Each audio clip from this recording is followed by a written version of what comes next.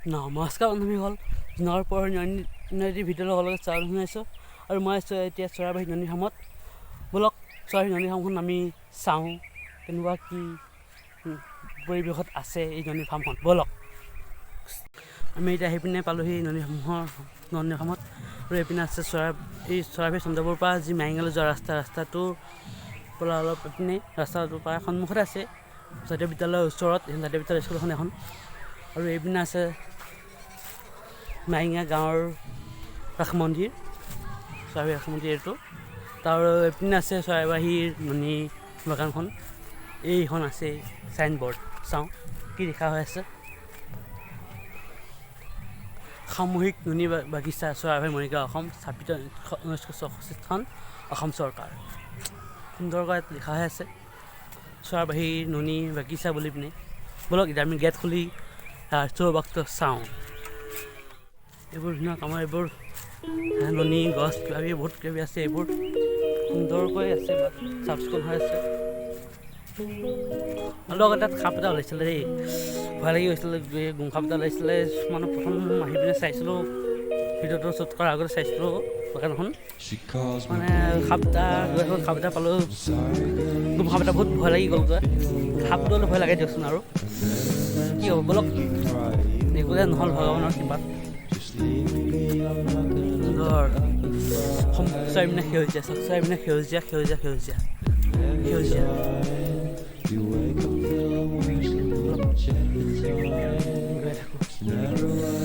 ভালকৈ সাপ চাপ প্ৰথমতে পালোঁ, ভয় লাগি গ'ল।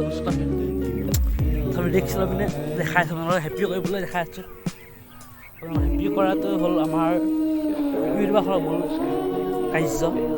তেওঁলোকক হেপি কৰিবলৈ এই ৰিক্স লৈ প্ৰথম আহি সাপ দেখা পায়ো আহিছোঁ দেখাবলৈ। পিনে জংঘল আছে চাৰিপিনে, এনেকুৱা যে সাপ খোৱাটো একেবাৰে চিম্পুল কথা, সাপ থাকিবই এনেকুৱা জেগাত। চৰাইও আছে, থাকিবই বৰ বস্তু।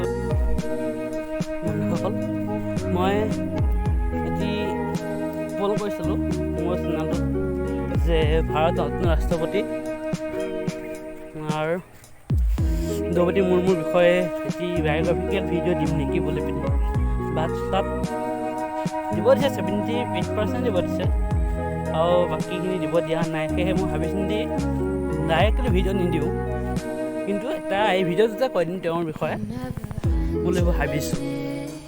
তেওঁ আমাৰ ভাৰতৰ প্ৰথমগৰাকী জনজাতীয় মহিলা ৰাষ্ট্ৰপতি আৰু ভাৰতৰ 2 নম্বৰ গৰাকী, দ্বিতীয়গৰাকী মহিলা ৰাষ্ট্ৰপতি বুলি আমি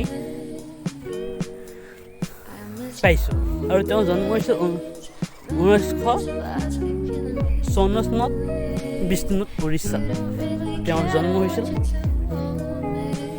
আৰু এইখিনিয়ে ক'লোঁ, যদি গোটেইখিনি বিশ্বাস, গোটেইখিনি অলপ কষ্ট কৰি পিনে পিছে কৰি দিলোহেঁতেন, কিন্তু ক'ম নিদিলে, যেতিয়া এইখিনিকে দিছোঁ। জংঘল এইপিনে ঘৰ দেখা, কি ঘৰ কি কথা আমি বাৰু ওচৰত গ'লে গম পাম আমি কি ঘৰ কি কথা। অলপ কিন্তু ঘৰটো ওচৰত পাইছোঁ, কিন্তু ঘৰটোৰ ওচৰত পাওঁতে ঘৰটো অতি পৰিত্যক্ত অৱস্থাত থকা নিচিনাই লাগিছে মোৰ। জংঘলৰ মাজত ঘৰ কি আছে, এইটো কৃষ্ণ নদী বাগানৰ মাজত এইবোৰ এটা অফিচ, অতি বেয়া অৱস্থাত থকা বুলি ক'লেও ভুল নহয়। অলপ কি আছে ভিতৰৰ পিনে চাওঁ কি আছে, বাৰান্দা আছে, এইবোৰ অতি বেয়া অৱস্থাত আছে ঘৰটো। এইবোৰ আমাৰ হ'ল চৰকাৰৰ সম্পদ, এইবোৰ যদি আমি ভালকৈ ৰক্ষণাবেক্ষণ দিওঁ বা ভালকৈ আমি যদি আমি প্ৰডাকশ্যনটো ভাল কৰিব পাৰোঁ, আমাৰ এই অঞ্চলটো বা ৰাজ্যখনে কিবা এটা হ'লেও উন্নতি হ'ব বুলি মই ভাবোঁ। এই বাগানখন চাওক, হাবি বননি কিবাকিবি বহুত কিবাকিবি মানে আৱৰি ধৰিছে। ইয়াৰ পৰা ঠিক উৎপাদন যে নহয়, আৰু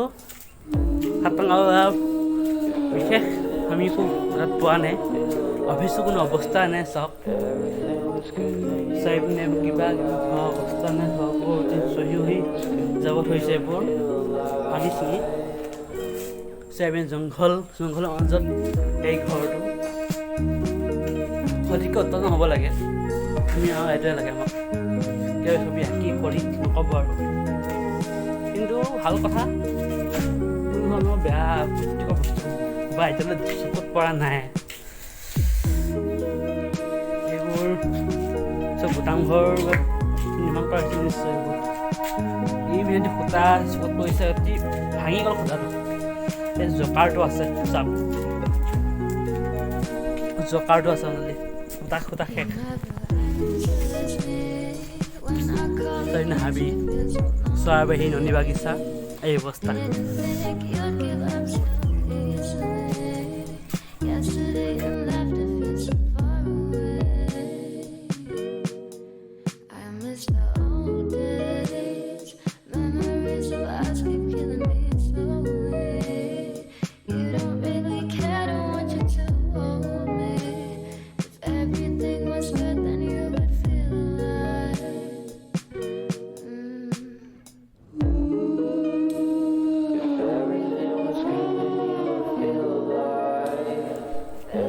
এতিয়া আমি তাৰ পৰা আহিল উভতি চাওঁ পিনে চাওঁ বাকী ছাইডত কোনোবা কি চাবলৈ যাওঁ বলক।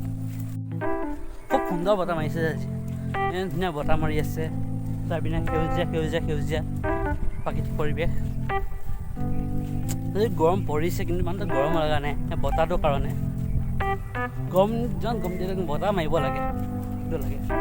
বতাহ মাৰি থাকিলে অলপ হ'লেও কিবা এটা মানে ভাল লাগি থাকে গা মনবোৰ। গৰমটো অনুভৱ বহুত কম পৰিমাণে হয় বলক। এতিয়া আৰু এইপিনে দেখা পাইছোঁ আৰু এটি ঘৰ বলক, সিপিনে চাওঁ কিনো আছে। খাপটো আছিলে সিপিনে যাব সাহ কৰা নাই, যাব বা ঠিক নাই। আগতে আহোঁ এইপিনে আছে চাইকেলখন, ইয়াতখন আছে এইপিনে। এতিয়া আমি আহিছোঁ সিপিনে বলকচোন, কেনেকুৱা চাই আহোঁ।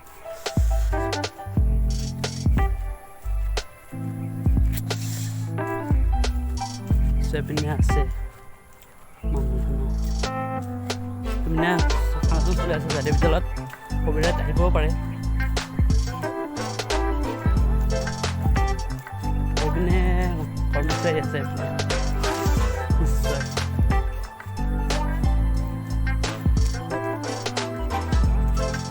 ঘৰটো এতিয়া আমি এইপিনে আহিছোঁ, অলপ আগলৈ যাওঁ, কাৰণ যোৱালৈ পাওঁ ভালকৈ চাই কৰি যে খাপটো এইপিনে পাইছিলোঁ। চ' লাহে আহিছোঁ। খাপটো সিমানতে খাপটো পাইছিলোঁ, কোন খাপ কোলা। মই এতিয়া মানে ইণ্টাৰভিউ দিব মই চেষ্টা কৰিছোঁ, ইণ্টাৰভিউ দি আছিলোঁ। এতিয়া ফুচকৈ গৈছে কি এটা খাপ ওচৰতে, বেছি য'ত ওচৰতে আছিলে। তেনে ভয় এটা লাগি আছে, মই লাহে আছোঁ। চাব লাগিব, জীৱনৰ কথা আছে। বতাহ ধুনীয়া মাৰি আছে, কিন্তু ঘাঁহবোৰ কটা বেছি হোৱা নাই। বাৰিষা দিনটো ঘাঁহবোৰ সোনকালে হয়। এইবোৰ সিহঁতৰ সেউজীয়া, এইটো এটা ঘৰ এনেকৈ পৰি আছে। সিপিনে কিন্তু এটা বাংলো আছে, আগৰ ভিতৰত ক'লোঁ যদিও সোনকালে কিন্তু কি ঘৰ আছিল গম নাপাওঁ।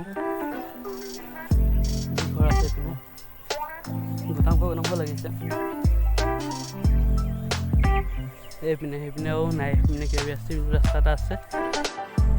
বন্ধুসকল, এইটো আছিল সৰু অতি চৰাইবাহী নদী বাগানৰ আদি ভিডিঅ'। যদি চাই আপোনালোকে ভাল পালে নিশ্চয় লাইক কৰক, কমেণ্ট কৰক আৰু ভিডিঅ'টো শ্বেয়াৰ কৰক।